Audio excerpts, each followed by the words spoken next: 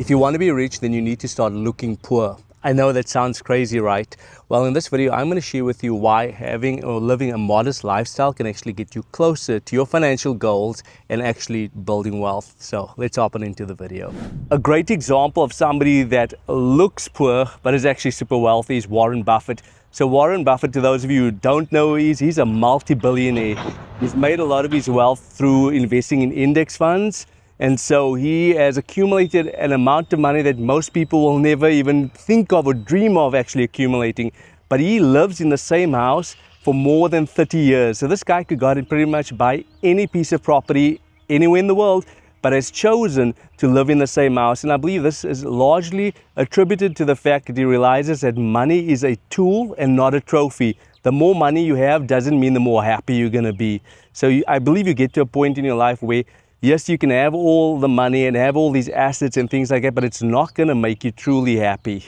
There's also a lot of hidden costs that comes with wanting to be rich and looking rich. As an example, I know when I worked at my job in South Africa as a lecturer in finance at a particular university, one of the professors at my school indicated that she drove a second-hand or used vehicle, and this didn't make sense to me. This lady could have gone out and bought a brand new vehicle that cost $100,000, but she chose not to.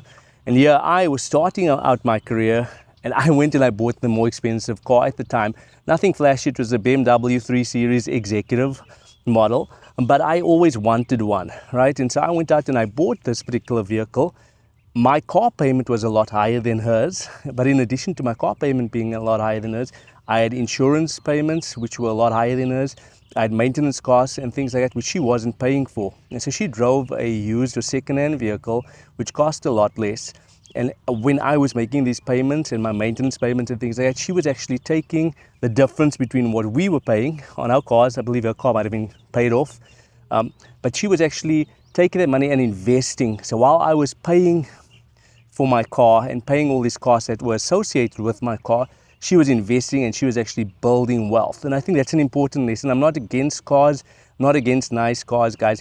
But what I am trying to just get this point across is that as you start acquiring more expensive things, like more expensive vehicles and things like that, you are going to run into a situation where there are other costs that you might not think that are associated with it that could be robbing you from investing in your future. The next thing that I just want to point out real quickly is that we live in a social media age, or the social media age, where everybody posts their great lives, right? So we're seeing people traveling all over the world, buying new things, always eating out, going to fine restaurants. And I believe there's two things to this particular point. We need to celebrate people's wins, but at the end of the day, guys, we shouldn't compare ourselves to others.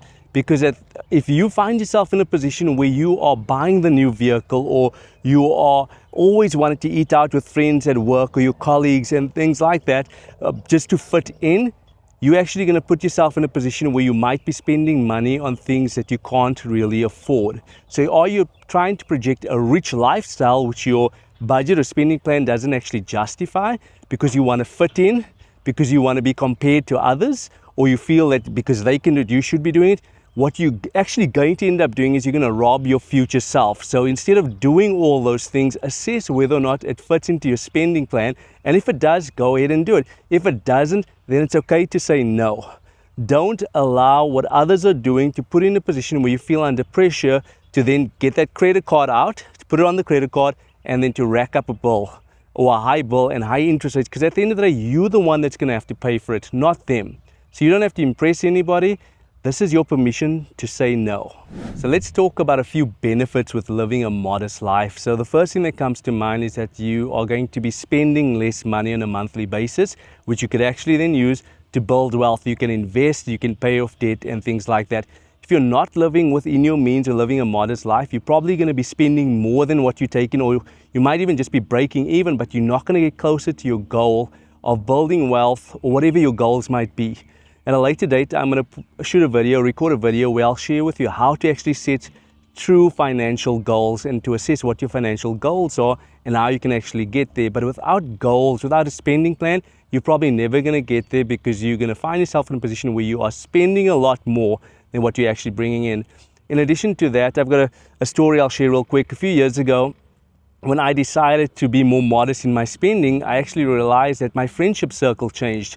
Because all of a sudden, when I didn't want to eat out all the time with my friends who were doing so, or I didn't want to contribute to certain things because it just wasn't getting me closer to my goals, my friendship circles changed. But now I find myself in a position that the people that I associate with and that I'm connected to actually value me for who I am and not for what I can contribute. So that's been really eye-opening to identify who really wants you in their lives. But in addition to that, you don't want to be around people that just want to be around you because of what you can bring to the table financially. And then the final thing that I want to touch on when it comes to this is that I've got less stress from a financial perspective. I know how much we get in on a monthly basis. I know how much we spend on a monthly basis.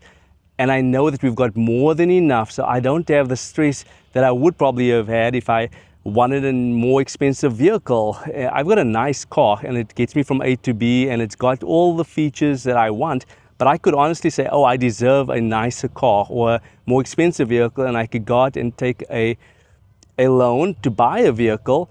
But is it going to make me more fulfilled or happy? Probably not, because I've been there before, bought new cars, driven it off the lot.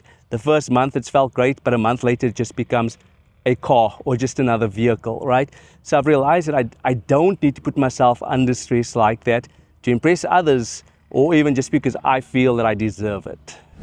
So what should you do instead? I want you to sit down and just take a few minutes just to reflect about how you think about money. So when it comes to your mindset, do you think of people that have lots of money as being more successful?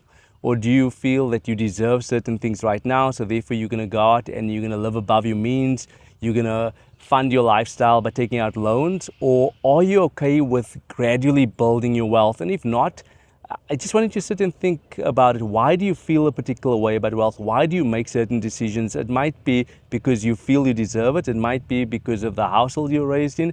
But most times people haven't really truly assessed why they feel about money or wealth creation the way that they do. So just go ahead and think about that. The next thing I want you to consider is that what true prosperity is.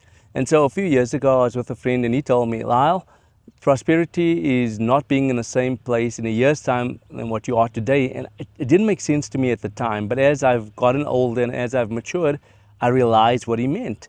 To me at the time, prosperity was driving a brand new vehicle, living in a nice house, being able to travel all the time. And while those are great, now I see prosperity as if I am one step or even 5 steps closer to being completely debt-free, then I am prospering.